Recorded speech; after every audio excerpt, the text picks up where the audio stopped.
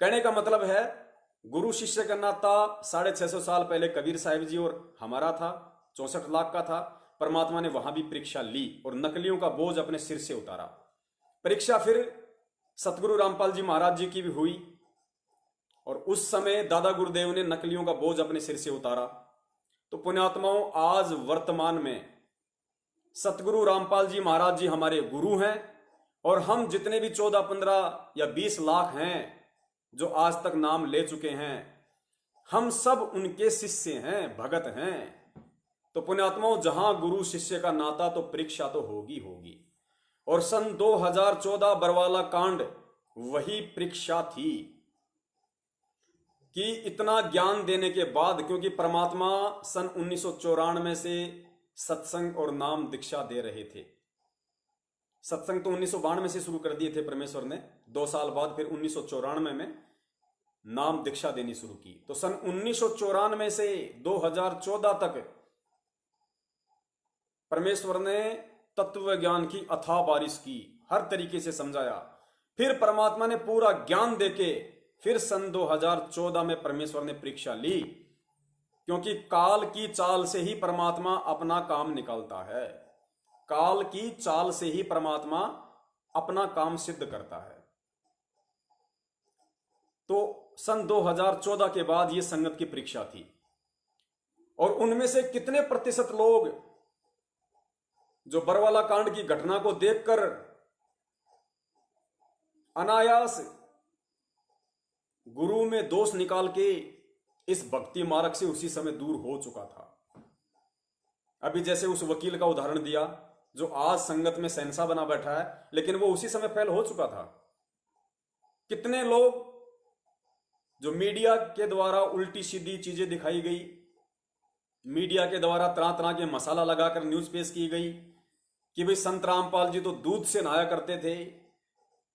एक उन्होंने, मीडिया वालों ने एक वो कार्टून बना दिया कार्टून बनाया संत का ऊपर से दूध गिर रहा है, उसकी खीर बनाई जा रही है।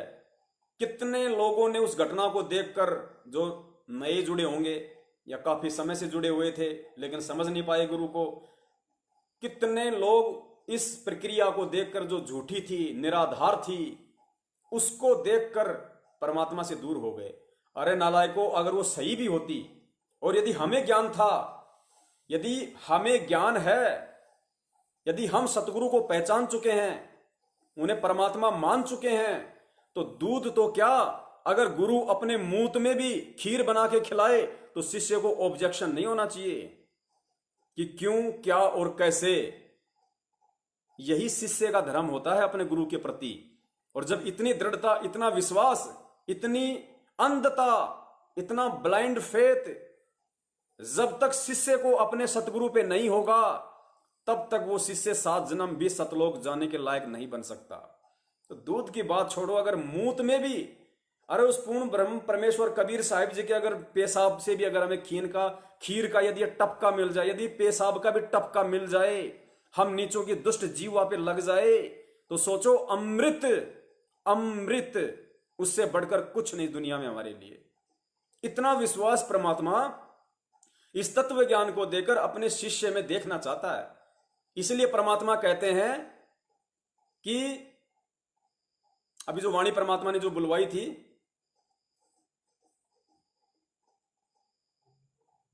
दास के दिमाग से निकल गई।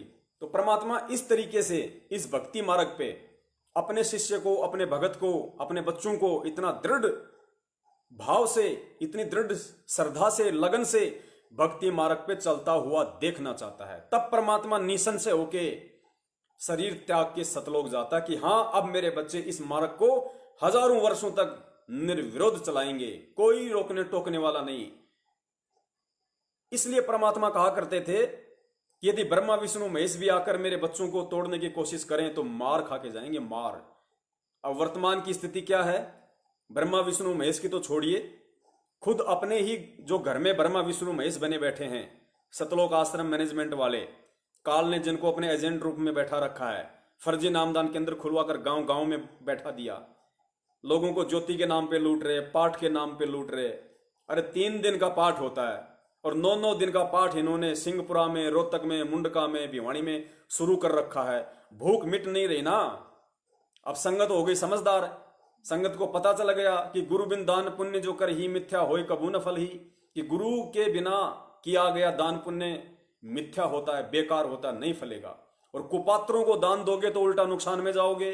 फिर गुरु जी कहते हैं कि गुरु बिन होम यज्ञ जो कर ही और मन 10 पातक लागे, कि गुरु की आज्ञा के बिना, गुरु से आज्ञा लिए बिना यदि आप पाठ करवाते हो, ज्योति करवाते हो, तो औरों से 10 गुना ज्यादा पाप के भागी बनते हो।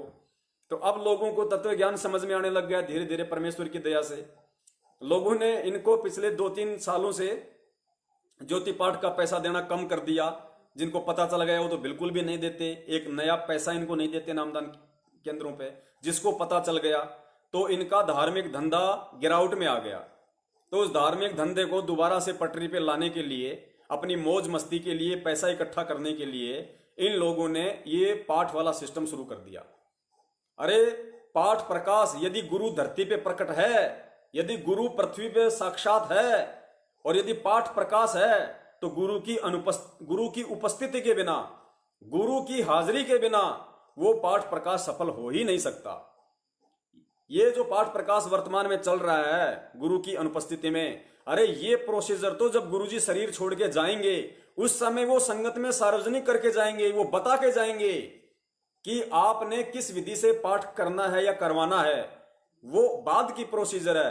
वर्तमान में यदि गुरु साक्षात धरती पे विद्यमान है और यदि कोई नालायक अपनी तरफ से पाठ कर रहा है तो वो पाठ सक्सेस नहीं होगा, पाठ सफल नहीं होगा। गुरु को अपने कुकर्मों के चलते जेल में बैठा के तुम बाहर पाठ करवा के और पुण्य प्राप्त करना चाह रहे हो। गुरु जी कहते हैं करत है पुण्य होत है पापम।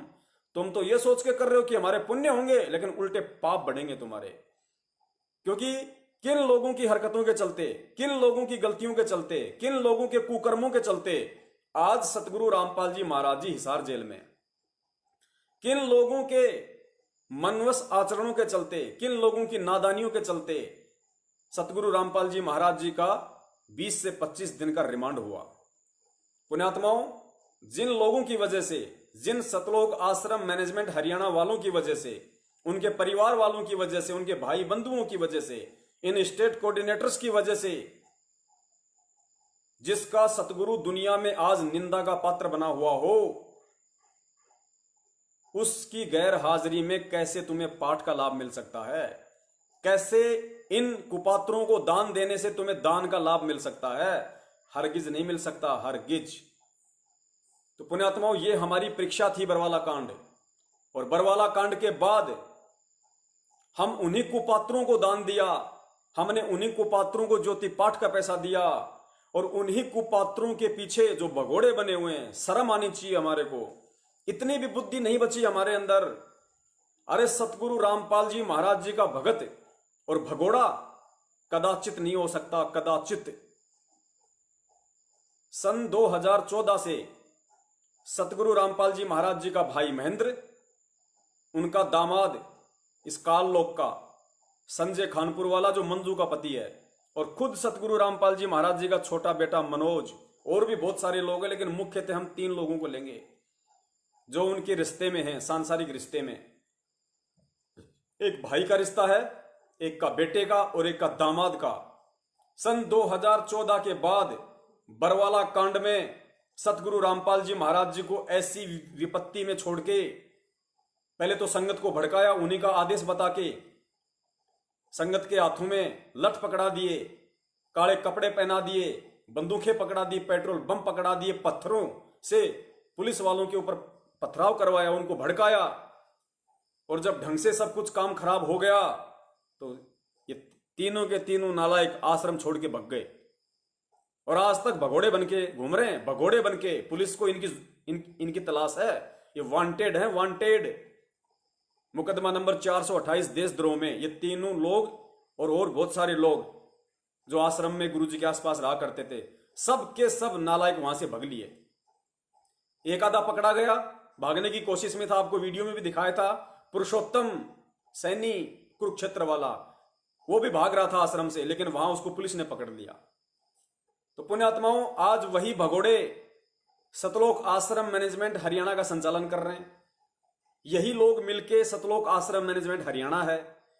इन्हीं लोगों ने ये फर्जी नामदान केंद्र खोले हैं। इन्हीं लोगों की गलतियों के चलते आज गुरुजी पूरी दुनिया में निंदा के पात्र हैं। 6 साल से हिसार जेल में बैठे हुए हैं। इन्हीं लोगों के उल्टे कर्मों के चलते पुलिस और भक्तों की झड़प हुई, उसमें 5 भगत मारे गए। 5 भक्तों का मर्डर का केस सतगुरु रामपाल जी महाराज जी पे लग गया, जबकि उनका कोई रोल ही नहीं। उन्होंने तो अपने भक्तों के हाथों में मंत्र कार्ड पकड़ना सिखाया था 20 साल से। सतगुरु रामपाल जी महाराज जी ने अपने भक्तों के हाथों में सुमरनी पकड़नी सिखाई थी। इन हाथों से दान करना सिखाया था, परोपकार करना सिखाया था। तो पुण्यात्मा विचार करो, वो परम संत, वो महापुरुष जो खुद कबीर है, जो दुनिया में प्रेम और शांति का संदेशा देने के लिए आता है, अहिंसा जिसका मार्ग है, और पुलिस वाले भी जिसके बच्चे और भगत भी उसी के बच्चे, तो एक बाप कैसे अपने दोनों बच्चों को आपस में लड़वा सकता है, मरवा सकता है? तो विचार करो किसके आदेशों से हुआ, किन की गलतियों से हुआ, किन काल एजेंटों की कारगुजारियों से यह बरवाला कांड हुआ। इन्हीं लोगों के खुद उनका भाई, उनके बेटे, उनके रिश्तेदार और ये स्टेट कोऑर्डिनेटर, इनकी नालायकी के चलते ये बरवाला कांड हुआ। क्योंकि संगत को इन्होंने गाइड किया, फोन कर करके संगत को इकट्ठा आश्रम में इन्होंने किया। संगत के लिए काले कपड़ों की व्यवस्था इन्होंने की। संगत के लिए लठ और पत्थरों की व्यवस्था इन लोगों ने की। क्योंकि मैं भी शामिल था उस समय, मैं भी भोलेपन में कमांडो बना हुआ था गुरु का आदेश समझकर। क्योंकि 2013 में मैंने नाम लिया था, 14 में कांड हो गया था। तो हम तो कभी गुरुजी से मिले भी नहीं, कभी बस आम संगत की तरह जाते थे, सत्संग सुना और लाइन में लग के आशीर्वाद ले लिया करते थे, अपने आ जाया करते थे। तो हम भी भ्रमित थे, हमें भी नहीं पता था। हम भी सोचे भाई गुरु का आदेश है, और गुरु आदेश पे हम लोग इस कदर वहां पे खड़े हो गए कि चाहे जान चली जाए, गुरु जी का आदेश है कि पुलिस अंदर नहीं आनी चाहिए तो नहीं आएगी। हम लोग वहां पे मरने मारने के लिए खड़े हो गए थे, क्योंकि ज्ञान नहीं था। परमेश्वर ने बाद में बुद्धि खोली तो बड़ा अफसोस हुआ, बड़ा पछतावा हुआ।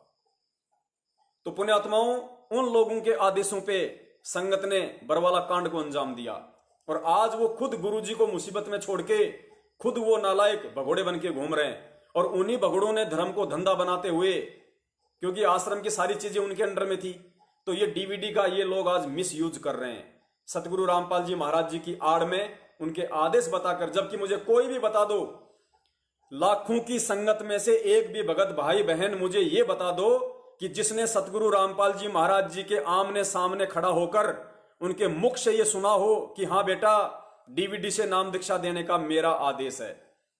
कोई भी मुझे बता दो, एक भी माई का लाल इस संगत में अगर कोई ऐसा है तो फिर किसके आदेश मान रहे हो भाई? किसके आदेश से नाम दीक्षा दी जा रही है? किसके आदेश से ये सब कुछ चल रहा है? अरे आदेश क्या होता है? छोटा सा एक वीडियो सुनो आप, आपकी समझ में आ जाएगा कि भक्ति मार्ग में गुरु का वचन किस प्रकार सफल होता है। गुरु कितना स्पष्ट रूप से बोलेगा यदि किसी को नाम दीक्षा देने का आदेश देगा तो। स्वयं सतगुरु रामपाल जी महाराज जी ने अपने लिए बताया है कि मेरे दादा गुरुदेव ने मुझे जब नाम देने का आदेश दिया तो दादा गुरुदेव ने पूरी संगत में ऐलान किया था कि आज के बाद ये नाम देगा। गुरु का नाम लेके कहा कि आज के बाद, गुरु जी का नाम लेके कहा कि ये नाम दीक्षा देगा, और जो इसको गुरु नहीं मानेगा वो मेरा कुछ नहीं लगता। पुण्यात्माओं, यदि सतगुरु रामपाल जी महाराज जी ने आदेश देना होता, पहली बात तो गुरु जी ने अपने सत्संग में पहले ही स्पष्ट किया हुआ है कि डीवीडी से नाम दीक्षा मुझ दास के सतलोक जाने के बाद देने की व्यवस्था की जाएगी, डीवीडी से नाम दीक्षा की। तो भक्ति मार्ग में संत वचन पलटे नहीं, चाहे पलट जाए ब्रह्मांड। सतगुरु का वचन है कि जब तक मैं हूं तब तक मैं दूंगा, और जब चला जाऊंगा तब ये डीवीडी काम आएगी। इसलिए परमात्मा ने सन 2005 में डीवीडी बना के रखी हुई थी।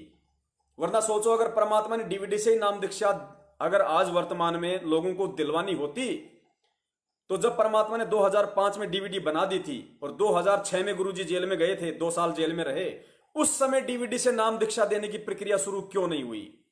उस समय लोगों का नाम शुद्ध करवाने के लिए एक भी नामदान केंद्र क्यों नहीं खोला गया? क्यों? क्योंकि गुरुजी ने पहले ही स्पष्ट कर दिया था कि जब तक मैं शरीर में हूं कोई दूसरा गुरु नहीं बन सकता। जब तक मैं हूं गुरु मैं रहूंगा, और जब मैं सतलोक चला जाऊंगा उसके बाद मेरा नूरी शरीर नाम दीक्षा दिया करेगा दुनिया को। नूरी शरीर मतलब इलेक्ट्रॉनिक बॉडी, जो डीवीडी में परमात्मा ने जो बना के रख दी, वो डीवीडी से, टीवी से, लैपटॉप से ही दुनिया को नाम दीक्षा दी जाएगी। यानी इस भक्ति मार्ग में अब अंत तक केवल एक ही गुरु रहेगा, सतगुरु रामपाल जी महाराज। तो इन लोगों को अच्छे से पता था कि गुरु तो कोई दूसरा बन नहीं सकता, इसलिए इन्होंने डीवीडी का मिसयूज किया कि डीवीडी को ही गुरु बना के खड़ा कर दो और अपना स्वार्थ सिद्ध कर लो। क्योंकि इन लोगों ने गुरु को कोई परमात्मा नहीं माना। ये लोग गुरु जी के शरण में या भक्ति कोई मोक्ष के लिए नहीं कर रहे थे। ये लोग गुरु जी को केवल एटीएम मशीन समझ रखा था, एटीएम मशीन बस। क्योंकि दान का पैसा गुरु जी थोड़ा ना गिनते थे, ये मैनेजमेंट बना हुआ था, ये अपने स्तर पे सारे काम किया करते थे। गुरु को ये लोग गुरु मानते नहीं थे, तो अपने ऐसो आराम थे इनके। देखो किस तरीके से दादा गुरुदेव ने जब नाम देने का आदेश दिया तो किस प्रकार ऐलान किया संगत में।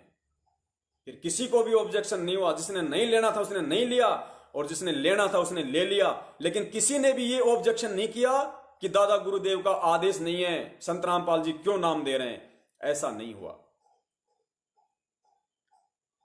उस दिन के बाद 6 वर्ष 1994 तक दास ने जेई की पद पर सर्विस की। काम करते, अपनी ड्यूटी करते करते भी हम भक्ति करते हैं। हमारा रूल यही है, काम भी करो भगवान ना भूलो, बुराई छोड़ दो। लेकिन 1994 में परमात्मा ने आदेश दे दिए गुरु महाराज ने कि तू इस काम ने संभाल। अब गुरु की आज्ञा का अवहेलन करना भगत का काम नहीं होता। जो गुरु वचन पर डट गए कट गए फंद 84 के। भाई जो गुरु वचन पर डट गए कट गए फंद 84 के। और उन्होंने अचानक मुझे बुलाकर पास बैठा लिया, कहने लगे आज से तू नाम दिया करेगा, और जितने भी वर्तमान संगत थी सबको कह दिया, और सबको बता देना कि जो इसको गुरु नहीं मानेगा और मेरा कुछ नहीं होगा। मेरे पसीने आ गए कि मैं तो 2 कौड़ी का जीव, एक मजदूर आदमी, और परमात्मा ये इतना बड़ी जो है ना, इतना बड़ा जिम्मेवारी का काम।